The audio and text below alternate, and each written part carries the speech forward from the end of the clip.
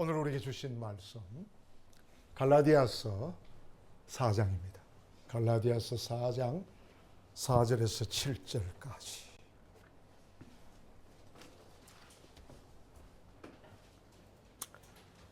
우리 한 목소리로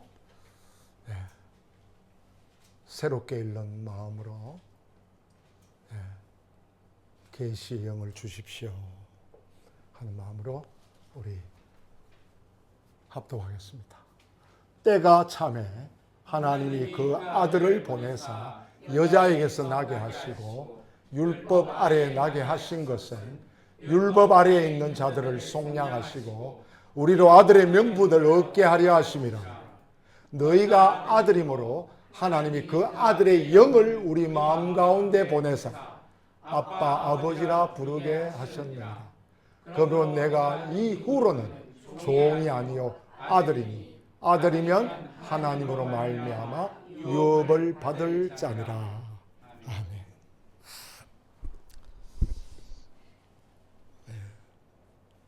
우리 기독교는요 사사기나 도덕이 아닙니다. 영의 종교입니다. 그러므로 반드시 올바른 영을 받아야만 바른 신앙이 될 수 있습니다. 우리 신앙의 본질이 이 영, 우리가 믿는 하나님이 영이십니다. 루아흐, 영이십니다. 하나님께서 우리를 영적인 존재로 만드셨습니다. 이 영이 굉장히 중요합니다. 오늘 본문 말씀도 종의 영을 받은 사람과 아들의 영을 받은 사람에 대해서 분명하게 말씀하고 있습니다. 우리는 하나님의 아들인 예수의 영을 받은 사람인가? 라는 기독교 신앙의 본질적인 질문을 이 마지막 주일날 말씀을 들으면서 함께 해보시면 감사하겠습니다. 그 전에 먼저 갈라디아서가 어떻게 쓰여졌는지를 알아야 합니다. 갈라디아서가 기록되던 때 기독교가 처한 상황은 지금과 전혀 다릅니다. 당시의 기독교는 갓난 아이와 같았습니다. 그 아이가 온갖 전염병을 이겨내고 어른으로 클지 아니면 죽어버릴지 아무도 확신하지 못했습니다. 기독교 사상의 체계도 잡혀 있지 않았고요. 성경도 없었습니다. 구약 성경밖에 없었어요. 유대인들이 사용하던 구약 성경을 사용하긴 했지만 그것도 부분적으로만 사용했습니다. 복음의 내용도 아주 원초적인 단계에 머물러 있었습니다. 어떤 분들은 예수님이 교회를 세웠으니까 처음부터 분명한 체계가 세워지지 않았겠느냐고 생각할지 모르겠지만 전혀 그렇지 않습니다. 예수님은 교회를 세우지 않으셨을 뿐만 아니라 제자들에게 요구하시지도 않으셨습니다.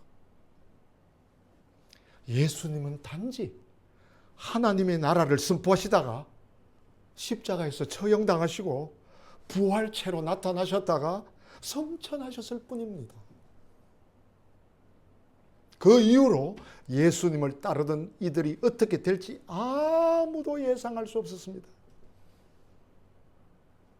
원래 초기 기독교인들은 모두 다 유대인들이었습니다. 제자들을 비롯해서 예수님의 동생들도 모두 그랬습니다. 그들은 당연히 유대교만이 옳은 종교라고 생각했습니다.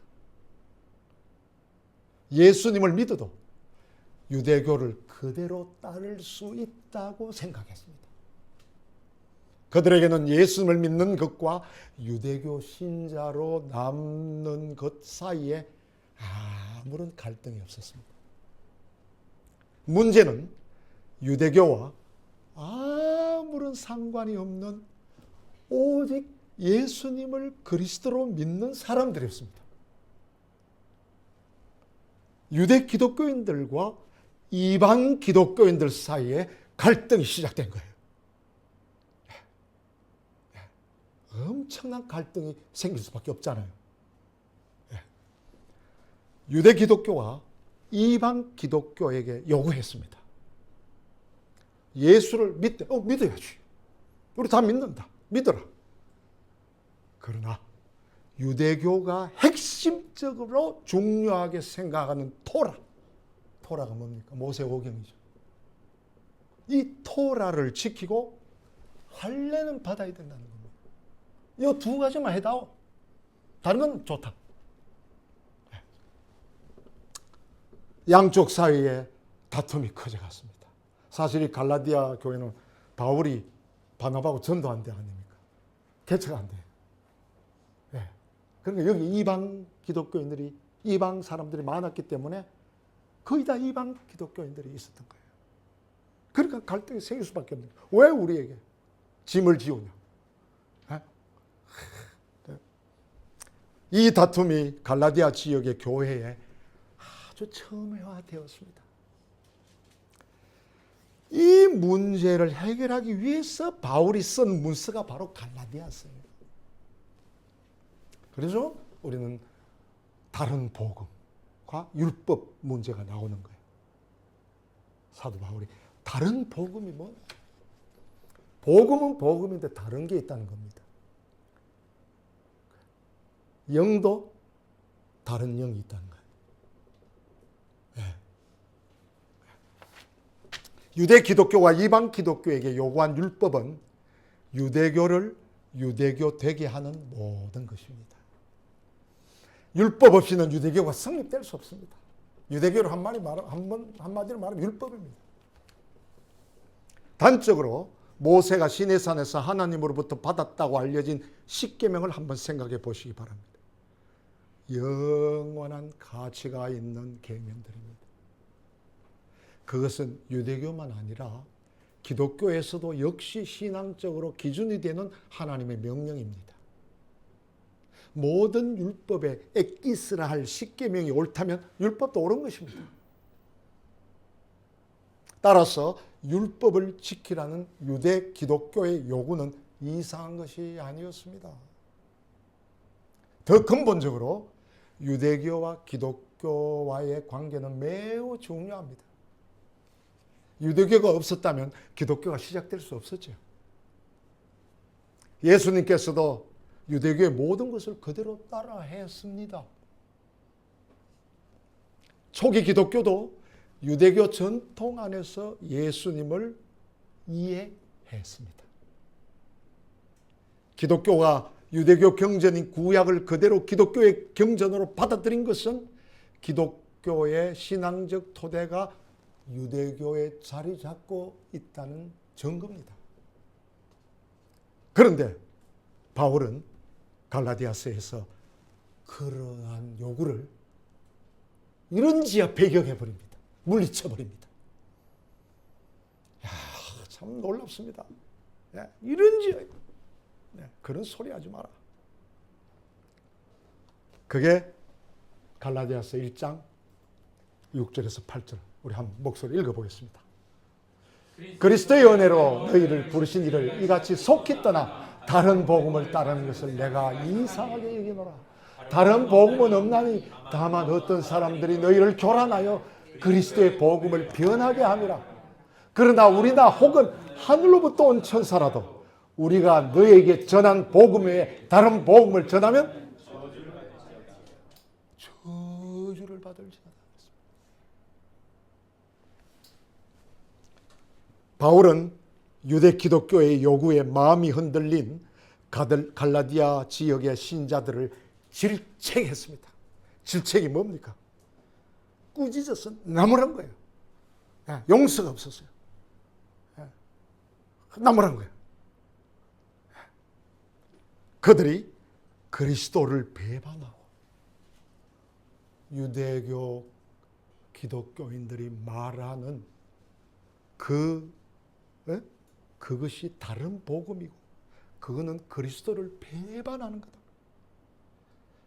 다른 복음을 따르고 있다는 거예요. 9절 말씀은 더 파격적이죠. 9절 시작. 우리가 전에 말하였거니와 내가 지금 다시 말하노니 만일 누구든지 너희가 받은 것 외에 다른 복음을 전하면 아주 파격적입니다. 저도 이거 처음에 갈라디아서를 읽고 충격을 받았습니다. 왜 우리가 복음에 대해서 이렇게 집착해야 되느냐, 정착해야 되느냐. 교회는 모름지기 교인이라고 한다면, 그리스도를 한다면 복음을 이들이 전해준, 사도들이 전해준 모든 우리 이 복음을 이걸 붙들고 아주 실험해야 된다는 이유가 여기에 있는 것입니다. 여기서 다른 복음은 바로 뭡니까? 유대 기독교의 가르침입니다. 바울은 어떻게 보면 초기 기독교에서는 이단아였습니다. 초기 기독교에서는 이단아였어요. 우리는 지금 바울 이야기하면 공부도 많이 했고 좋은 공부 많이 해가지고 저기에서 가말리엘 문해에서 저쪽에서 자주 훌륭하게 우리가 이렇게 합니다만은 그 당시에는 이단아였어요. 저게 무슨 저게 말이야.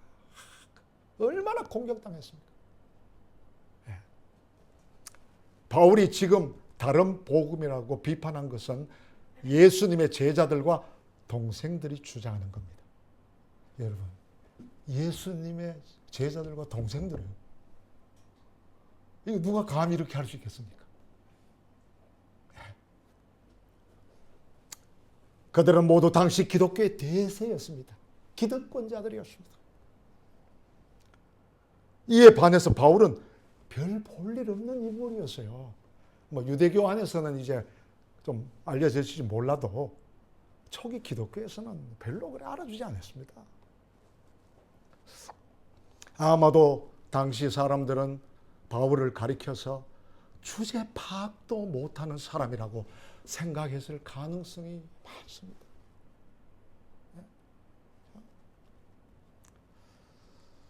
그렇다면 한번 생각해 보십시오. 이 바울이 정말 타협을 모르는 독불장군이었을까요? 아니면 기독교 진리를 너무 명백하게 받은 사람일까요?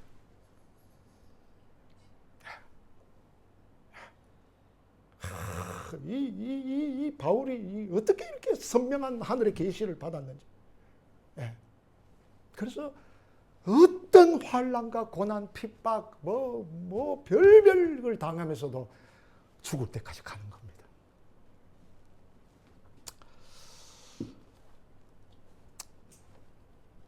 바울이 문제 삼은 것은 유대 기독교의 요구로 예수를 믿음으로 의롭다고 인정받고 구원받는다는 복음의 진수가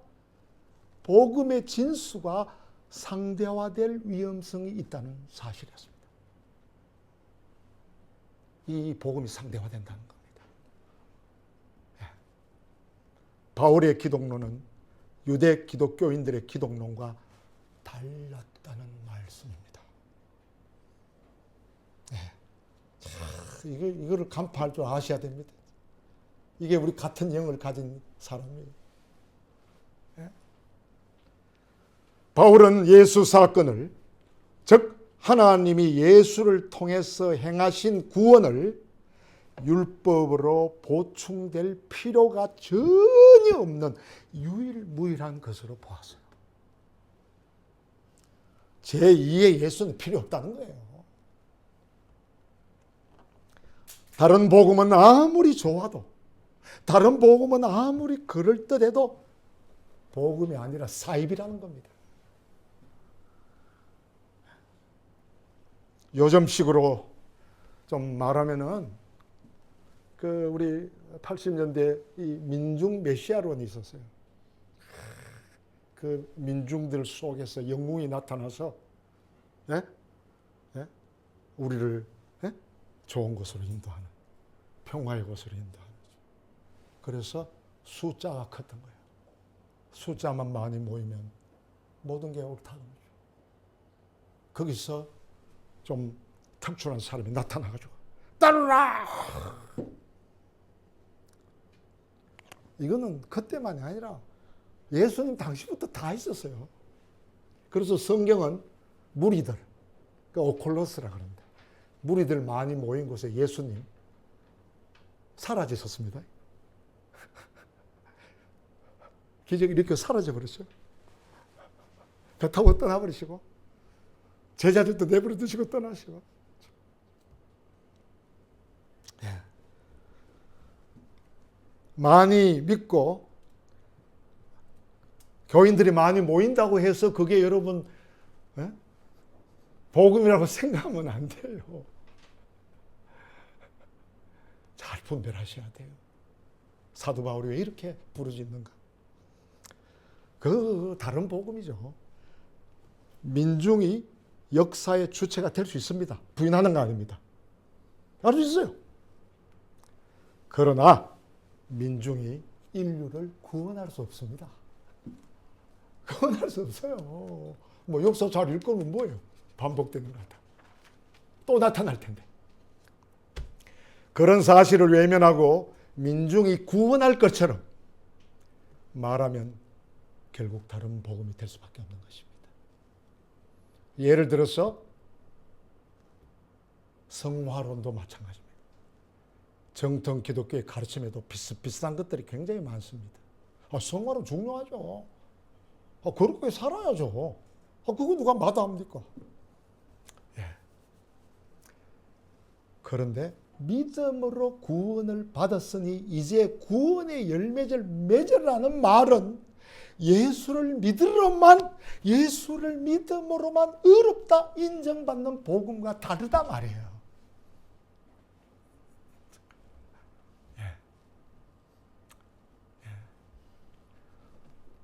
예수님의 그 피 묻은 복음을 영접하면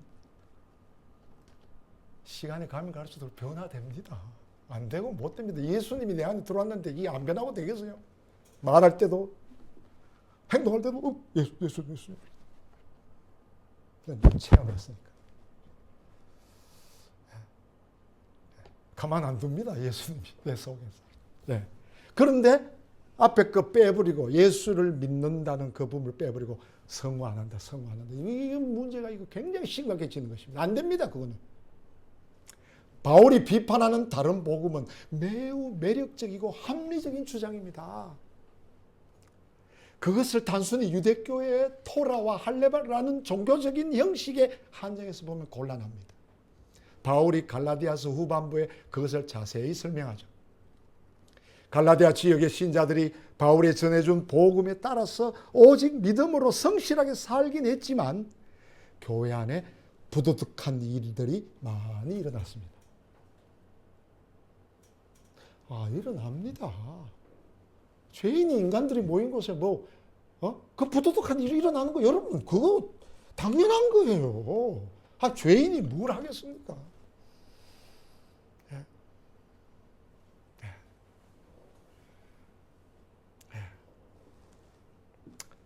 그것을 위해서 그들을 위해서 십자가에 방울방울 피 흘려 돌아가신 그 예수님이 귀한 거죠. 그게 더 밝혀지는 거죠. 그래서 이런 걸 보면요. 믿음으로만 살기는 힘들다는 결론이 나오죠. 그 믿음.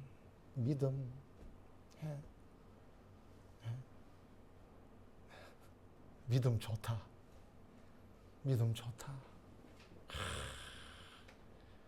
그런 말 들으면 저는 부끄러울 때가 많아요. 얼마나 살아야 믿음 좋겠습니까? 한번 따져볼까요?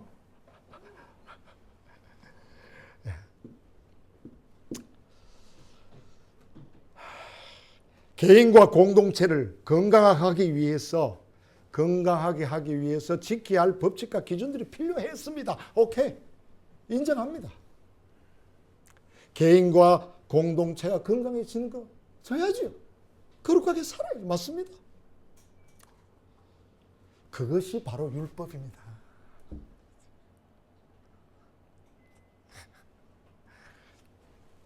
율법에는 하나님의 뜻대로 살아가야 할 삶의 시행 규칙이 망라되어 있잖아요.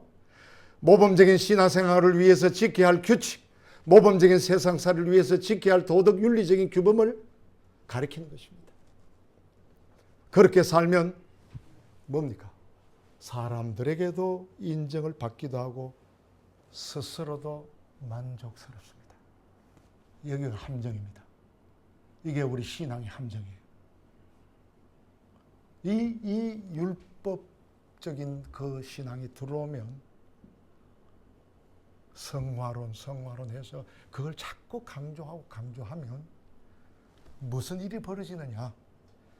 사람들이 인정받잖아요.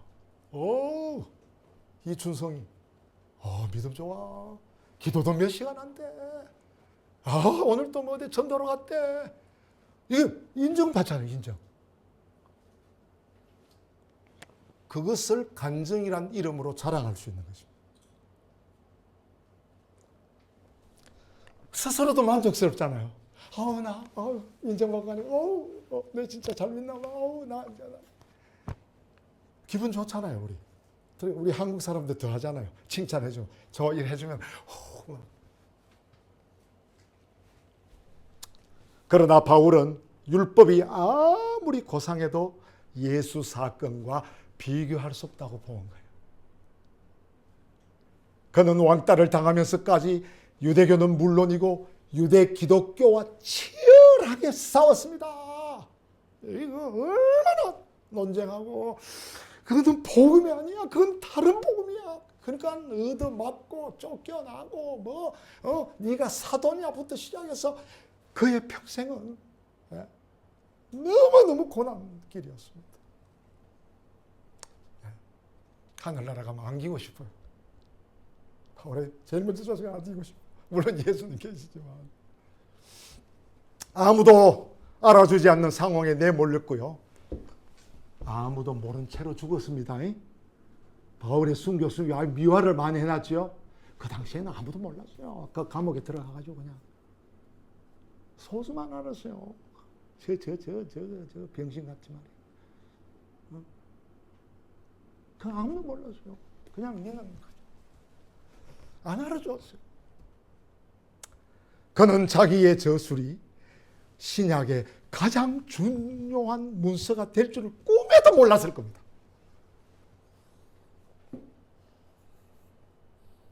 자기가 그렇게 그 다른 복음을 그렇게 하라고 써줬던 그 모든 문서들이 이렇게 성경에 들을 줄 몰랐어요. 사도 바울은. 오히려 자기의 신학적인 투쟁을 실패라고 생각했을지도 모릅니다. 주님, 저는 이렇게 죽습니다.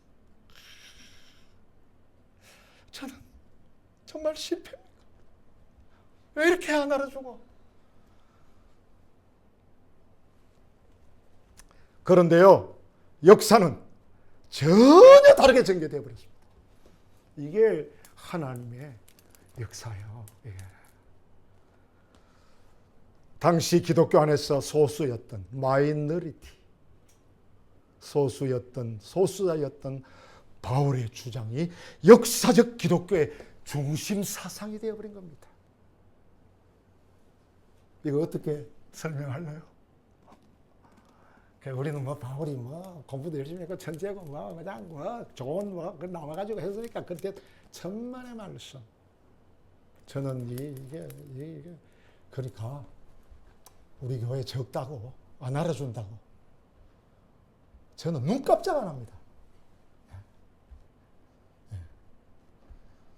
아직 멀었어요, 때가. 그래. 바울은 율법과 복음의 차이를 오늘 본문에서 이제 결론입니다. 종과 아들을 비유로 설명합니다. 참 이 비유를 이걸 참 끌고 들어왔습니다. 7절. 시작. 다른 복음은 없나니 다만 어떤 사람들이 너희를 교란하여 그리스도의 복음을 변하게 하려 함이라.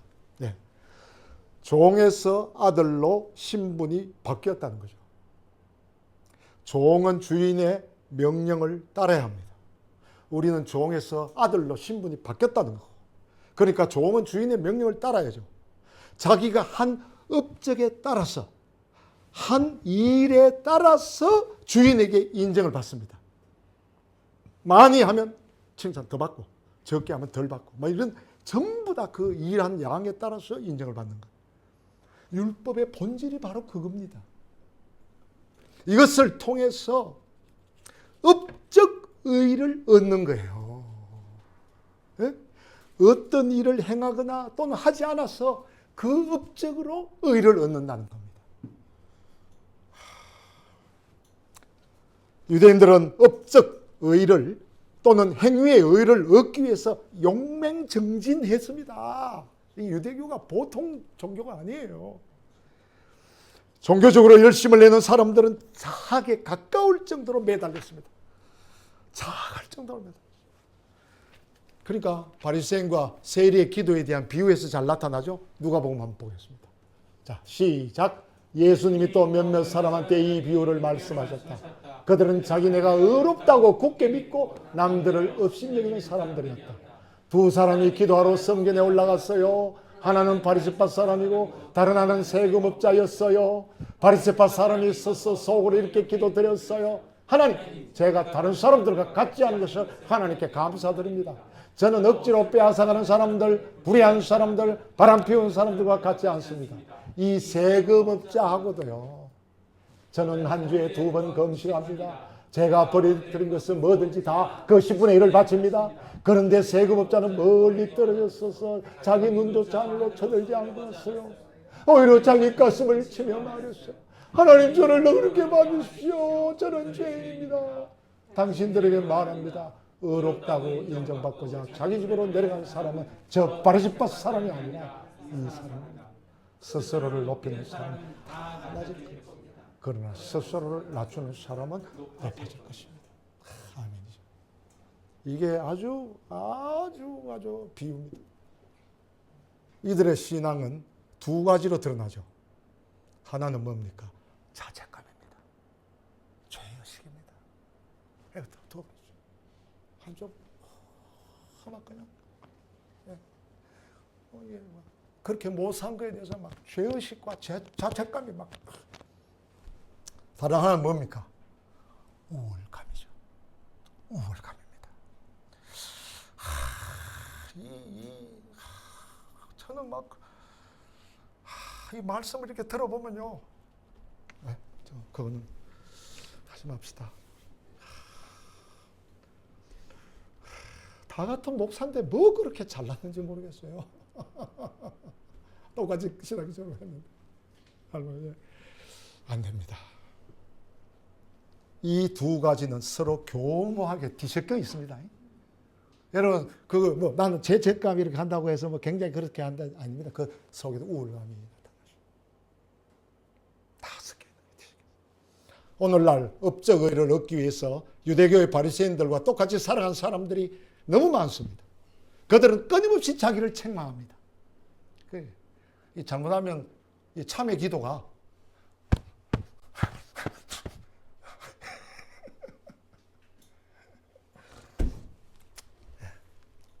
자기에게서 잘못된 것이 무엇인지를 살피는 것으로 시간을 보냅니다. 자꾸 그냥 속을 열어가지고 창자 씻어가지고 대장도 씻어보고 막 이렇게 뭐 그렇게 들어. 심리적으로 결벽 환자처럼, 결벽증 환자처럼 살아가기도 합니다. 봉사를 하지 않는 것에 대해서, 기도 생활에 게으른 것에 대해서, 전도와 헌금 생활에 인색한 것에 대해서 계속 자책을 합니다. 어떤 목사는 노골적으로 게으름이란 책을 통해서 그 문제를 아주 자세하게 다루고 있습니다. 한번 저는 읽고 충격받았습니다. 그런데 이 책이 지금 20세를 찍어가지고 200만 권을 작년에 돌파했다고 합니다.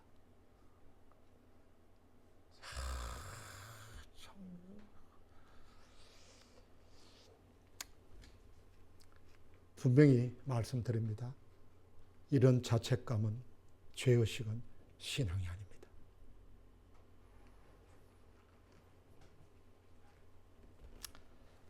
자, 보세요. 참 보세요. 예? 자신의 잘못을 인정하는 것하고, 예? 자책하는 것은 완전히 다릅니다. 예? 자책감은 심리적인 현상이에요. 혼적인 거예요. 심리적인 거예요. 잘못을 인정하는 건 뭡니까? 영적인 현상이에요. 인격적인 현상입니다.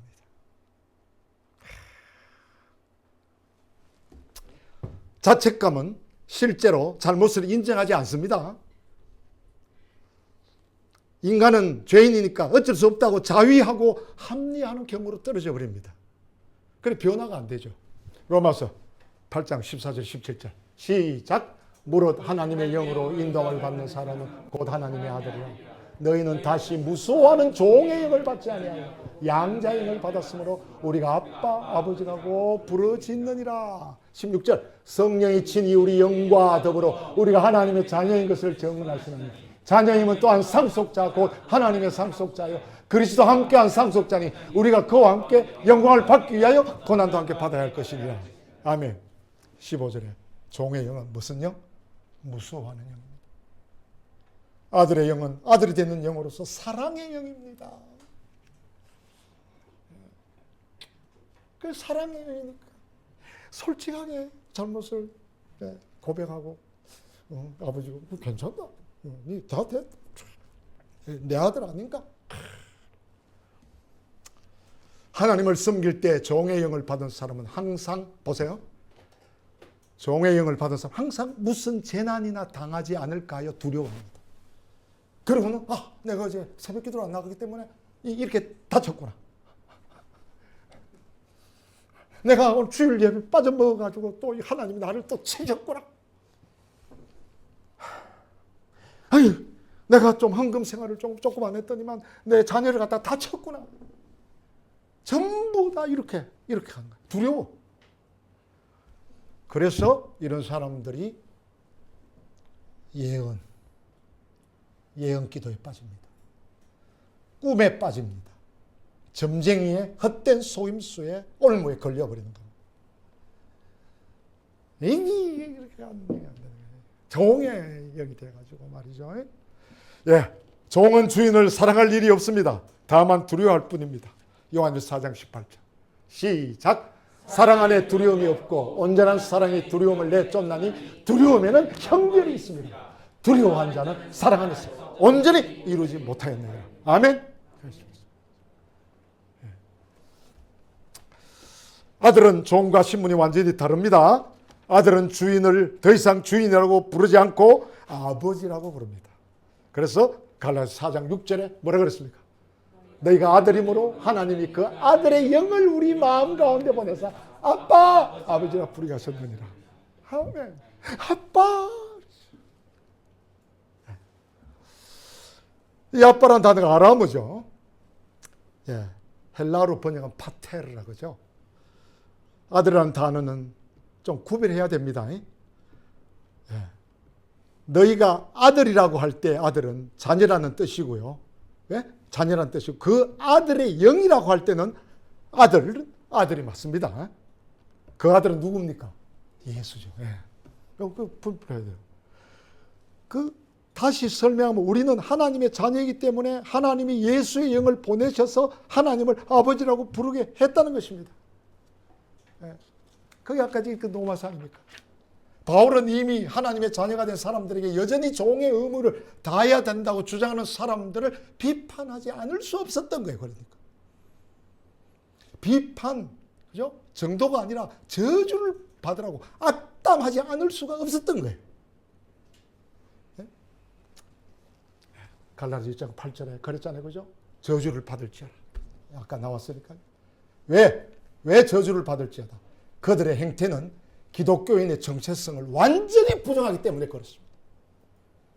하나님 앞에서 종이나 자녀나 말만 다르지 실제로는 비슷한 것이 아니냐 생각하는 사람들이 많습니다. 네, 빌립보서 1장 1절 한번 보세요. 시작. 그리스도 예수의 종 바울과 디모데는 그리스도 예수 안에서 빌립보에 사는 모든 성도와 또는 감독들과 집사들에게 편지하노니. 그리스도 예수의 종, 바울과 디모데 종 그랬네. 똑같지 않느냐? 네? 빌립보 등이나 다른 선수에 언급된 종에게 좀 차원이 다른 겁니다. 예수 그리스도 또는 하나님에게 절대적으로 의존한다는 뜻이지. 이거는 바울과 디모데는 전적으로 의존한다는 그런 개념으로서 종이지. 율법적인 업적 의를 가리키는 것이 아닙니다. 종과 자녀의 행동이 겉으로는 비슷해 보입니다. 그래서 사람들이 분간하지 못합니다.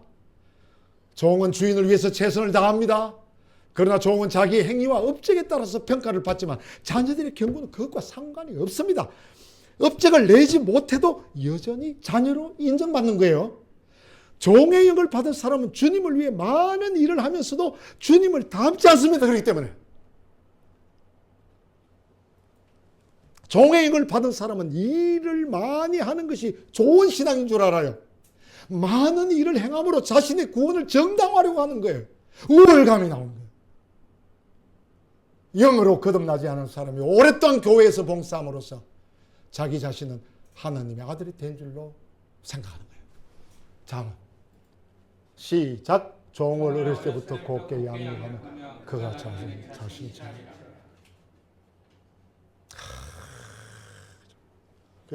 여러분,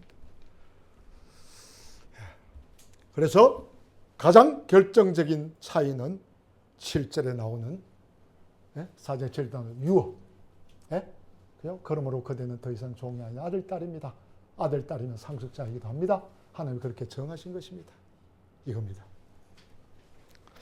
종은 유업을 받지 못하지만 자녀는 유업을 받습니다. 유업을 받을 자라는 말은 상속자라는 뜻입니다. 농사짓는 아버지가 자녀들에게 농사일을 유업으로 물려주기도 하죠. 하나님의 유업은 뭡니까? 그러면 하나님의 유업은 구원이고 생명입니다. 하나님과의 관계를 통해서만 획득될 수 있는 하나님 나라고 하나님 통치라고 말할 수 있습니다. 그런데 사람들은 이런 것에 관심이 없습니다. 구원, 생명, 하나님 나라, 하나님 통치 이렇게 관심이 없어요. 복음을 진짜 사랑하면 이런 데 관심이 너무너무 많을 텐데.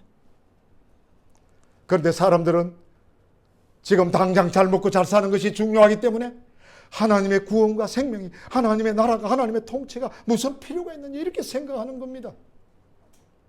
그렇게 한번 살아보십시오. 여러분이 원하는 모든 것을 성취했다고 한번 생각해 보십시오. 그 다음은 무엇일까요? 다른 거 없습니다. 사람들이 인정받고 존경받고 건강하게 오래오래 잘 살고 자녀들을 잘 키운 것으로서 우리의 삶이 완성된다. 천만의 말씀. 안 됩니다. 그것에만 머문다면 절대로 기독교 신앙이 성립될 수 없습니다. 하나님께서는 이것과는 전혀 다른 구원의 역사를 이끌어 가십니다. 이 구원의 역사에서 결정적인 사건이 바로 예수 그리스도이십니다. 여자에게서 나신 분.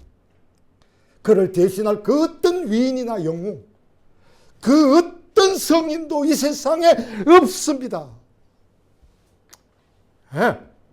어디에 감히 예수한테 비기려고 자기를 상대하시길 줄 알아야지. 정말 복음의 예수 그리스도가 귀하다면 자기를 상대하시킵니다. 자기 업적을, 자기를 부인한다는 말이 그거예요. 자꾸 예수만 나타나게 만드는 거죠. 예수를 통해서 이제 우리는 속량 받았습니다. 속량. 속량. 이게 참 단어가 아주 멋진 단어예요. 엑사고라조. 에크 플러스 아고라. 거기에 조가 동사가 붙은 거예요. 엑스, 에크. 빠져나오는 거. 아고라. 시장에서 돈 주고 사는 거. 빼내오는 거. 속량. 구원을 얻기 위해서, 생명을 얻기 위해서 더 이상 자기의 업적에 매달릴 필요가 없다는 것입니다. 해방과 자유입니다. 자책감도 죄의식도 없습니다. 우월감도 없습니다. 어떻게? 이 말씀이 실제로 이해가 가십니까?